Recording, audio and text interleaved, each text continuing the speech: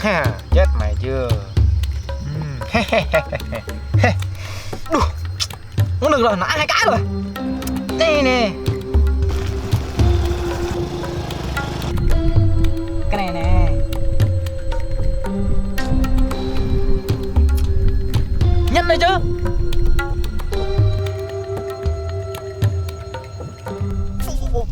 Cái đẹp kìa bố. Đâu? Cái này. Chù chà. Tiểu thư con nhà người ta đấy. Mơ đi cưng ha. Chơi bài tiếp đi. Đủ, phải làm cách nào đây? Bố ơi bố, hay là bố giúp cho con làm quen cô gái đó được không bố? Con già làng đấy. Thôi bỏ đi nếu muốn còn sống.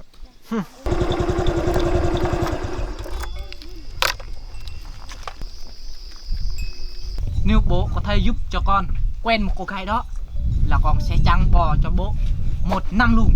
Quay lại con sẽ cho bố 20.000 luôn. Có được không bố? Bố suy nghĩ đi. Chuyện nhỏ lắm, thật không đấy? Thật chưa bố? Đưa tiền đây. Còn 20.000 này đây bố. 2 lít rượu đấy. Đi nhanh đi bố.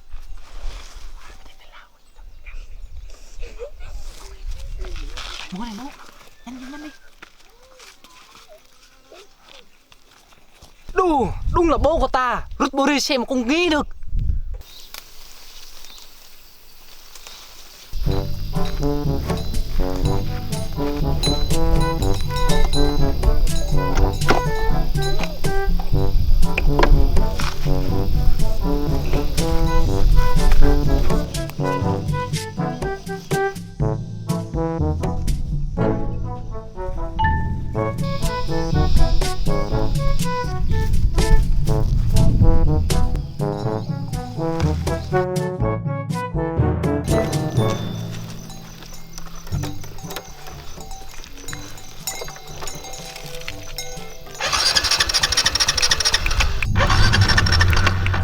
Ủa?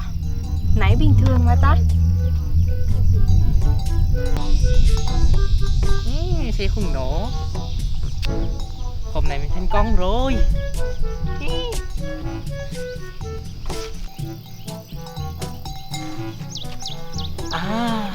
Giờ xe nó không nổ rồi. Giờ mình sẽ đi sát xe nó.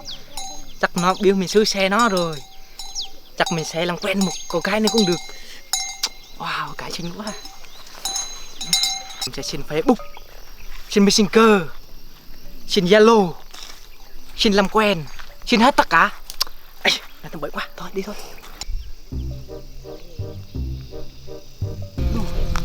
Có anh mình đi, có em xuống xe đi. Cá đẹp thế này, có em xuống xe chắc mình lẹ lắm. Xe cái kia nó hư sao nó không kêu mình xử vậy ta? Chắc mình lui lại không một phong chắc nó kêu mình rồi.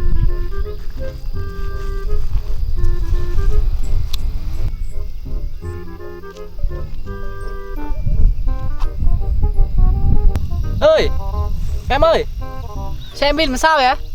Dạ anh, không biết sao nữa. Nãy em đi bình thường mà giờ nó không có nổ. À vậy hả? Ồ chắc nó bị hư rồi em. Chắc mấy đứa nhỏ nó chăn bò đây chắc nó phá xe của em rồi đó. Dạ. Anh xem giúp em với. Tôi chơi cái cơ hội này lâu lắm rồi đó. Được rồi, để anh xem thử nha. Đù, xe em bị nặng lắm em ạ. Thế giờ mình phải làm sao đây anh? Giờ thôi, để anh dắt xe em tới tìm sửa xe nha em. Vậy thì mừng quá. Em cảm ơn anh nhiều nha. Dạ không sao đâu. Thôi vậy thì mình cũng đi nha.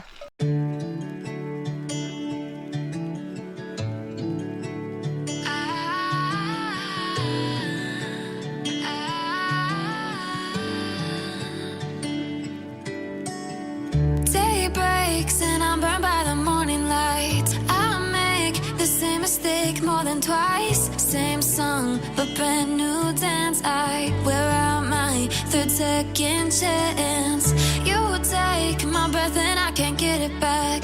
Might be time for me to face the facts. The best me is with you, but I know I got a lot to prove. They think we're too damaged to fix, but we're just working through a little rust.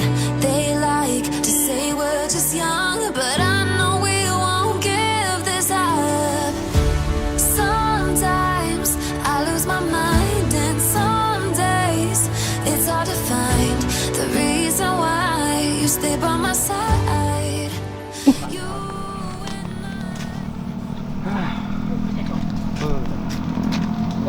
Bố Gì vậy?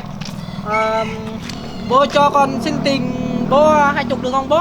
Làm gì? Con đi thăm cái nhà con trai trước đó. Ui da, thấy nhà rồi hả? Trời ơi, trước con dắt xe nó, con thấy nhà nó rồi. Ui, sao không có đây nữa? Cái này là con sẽ tặng đó. Ui, Thế trời bố cho ơi. con 20 đi, để con mua trà sữa. vậy là con của ta sắp có vợ rồi. Ừ. Ui. Thì thôi bố một người một mình vất vả quá, nên con phải đi kiếm vợ đã. Tiền con cho bố hôm trước nè, vẫn còn nè. Vậy con 20 thì cho con đi, bữa nào con trả sau cũng được. 2 ly trà sữa hi. 2 ly trà sữa. Nhớ mang vợ cho bố nha. Này, Rồi nếu Nhớ mà đấy. nếu thành công thì con sẽ mang vợ cho bố xem. lô là đền 2 triệu á. Thôi, nói nhiều quá, bố cứ lông mắt cái áo đấy, trời sắp mưa rồi đó bố đó.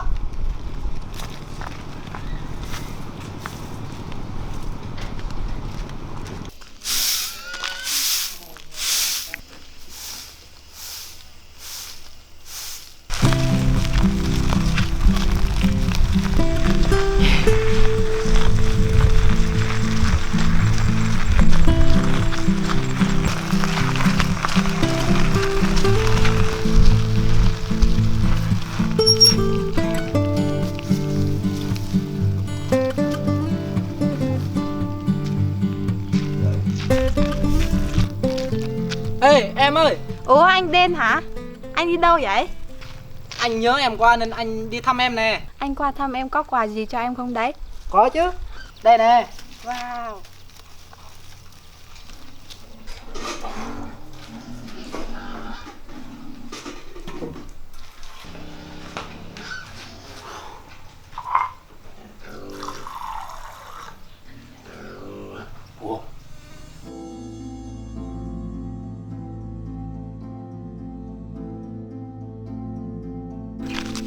Ai đây vậy? Dạ bạn con. Bạn gì mà bạn? Vô nhà ấy. Thì bố. Không nghe lời hả? Vào nhà ngay. Của ai đây? Dạ bố bạn cho. Mày có tư cách gì yêu con gái của ta hả? Cút ra khỏi nhà tao. Tưởng cô đưa con gái ta dễ lắm sao? Mơ đi con.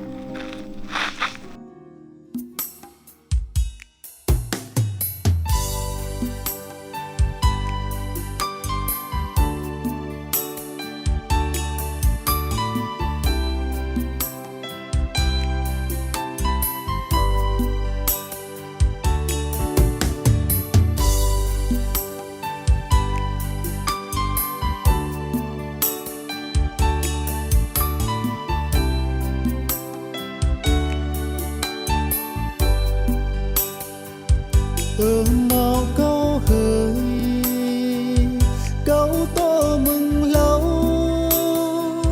câu gió mừng vùng chẳng tô cơ y nhập ta bờ cả nhập ta bờ Anh.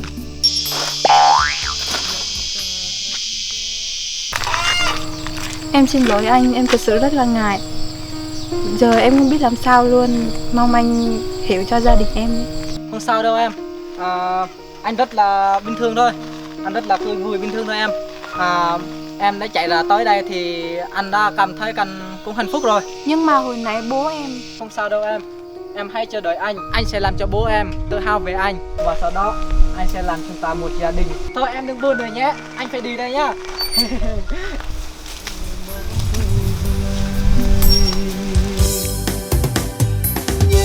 đắp câu tân ngà ba đắp câu tân nào có ăn bi tuổi mùi bi rê nhân tâm câu ngà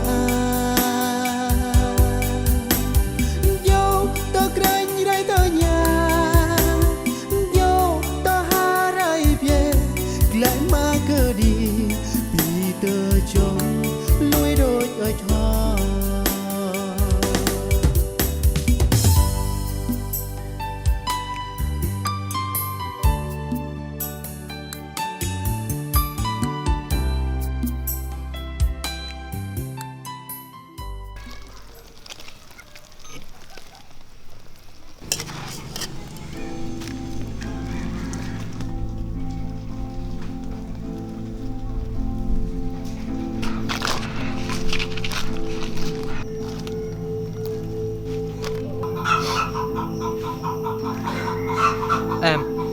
Mong gặp lại em kiếp sau. Tạm biệt em.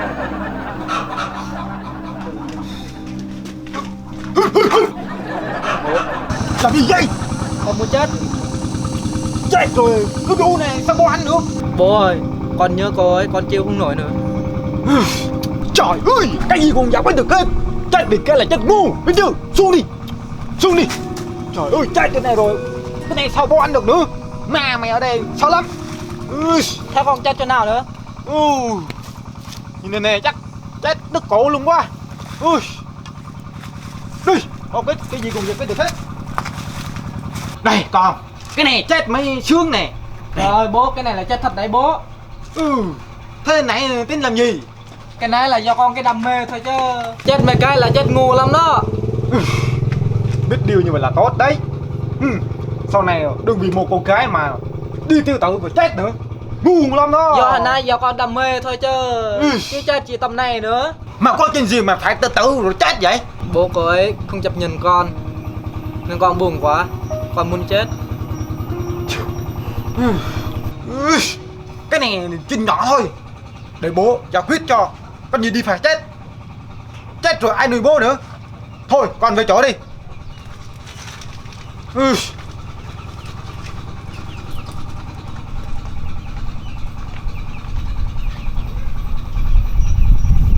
Alo, nhà mai sao hả? Có chuyện cần nhờ nữa rồi.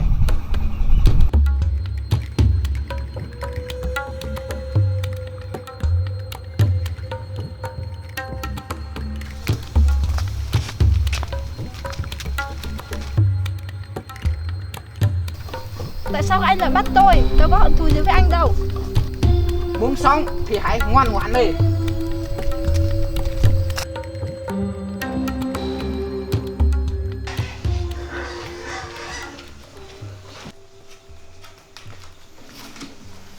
Cậu là ai vậy? Tôi là đàn em của A Sầu. Nhưng tại sao lại đến đây? Muốn gặp lại con cái của ông thì Tôi có tu hành gì mấy ông mà mấy ông bắt cóc con cái tôi vậy? tôi không biết.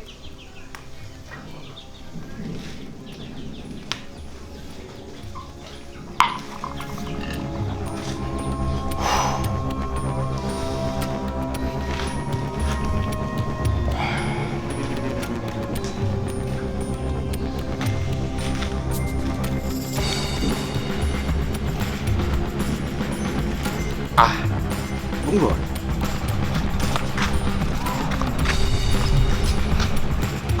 Ê, cha. Ô bố, sao bố lại đến đây? Ê, ai là bố của mày? Thế mày muốn gọi tao bố không? Có chứ. Con gái của chú đã bị bắt cóc rồi. Nhờ cháu cứu con gái của chú được không? Ủa, ai bắt cóc vậy chú? Nhóm bàn A Sầu á. Nhóm bạn Á Sầu á? Ồ, nhóm bạn Á Sầu sợ lắm. Nhóm này ghê lắm, mình không có được đâu. Cô con gái của ông lố lắm. Nếu tao cô được thì ông không cho tao lấy con gái của ông. Lố lắm, tôi không có đâu. Chú hứa nếu như mà con cứu được con gái của chú hứa sẽ trả con gái của chú cho con. Nhìn mặt chú nghề lắm nha. Chào tí.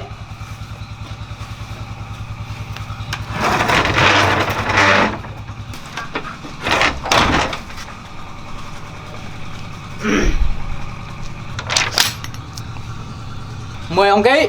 Được, mình sao? Còn cứu được con gái của tôi, cái gì tôi cũng chịu hết.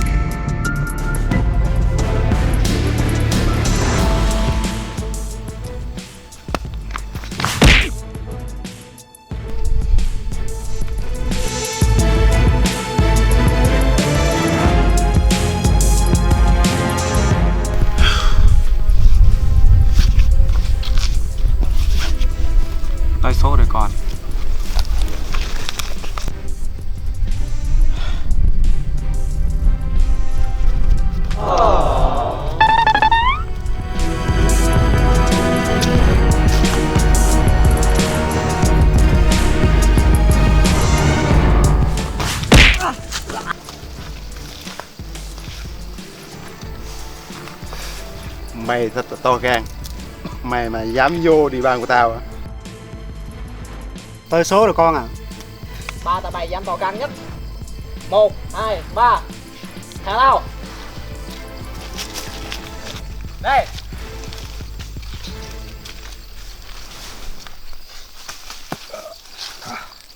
Thằng kia, tại sao mày chưa đi? Không phải ba, con tôi là bốn. Ba bốn gì? Đi đi.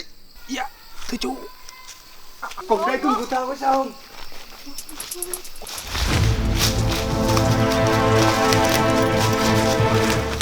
Ôi, đừng. Anh em làm tốt lắm, anh em làm tốt lắm. Có khen rồi. Dạ, anh em làm tốt lắm. Coi anh em như ngày hôm nay tôi mới có vợ đấy. Mấy ngày qua tôi tàn nó khúc thân không đâu. Mấy ngày hôm nay chúc mừng đi cha. Thôi, chúc mừng hôm nay có bao nhiêu anh em nhé. Đây này. Đây ngon lắm. Đúng, con này làm tốt lắm. Đúng, con nhìn người ta nói là không lười mà có ăn. Đúng rồi. Con làm mấy con ăn cũng làm được. Chúc mừng đại ca hạnh phúc nha. Anh em không ngồi nha. Anh em đừng có ui quá. Bây giờ tôi sẽ có cách này. Tôi sẽ lấy cái cây.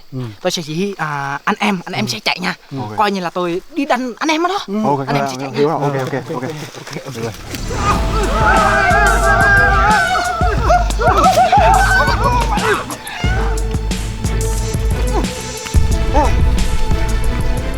Em có biết sao không em? Dạ em không sao. Em không sao à? Tốt lắm, con rể của ta. Em thật sự cảm ơn anh. Nếu mà không có anh thì em không biết là chuyện gì sẽ xảy ra nữa. Chú, bố, đây có phải là vợ của con rồi phải không bố? Phải, như vậy nhiệm vụ của con đã hoàn thành.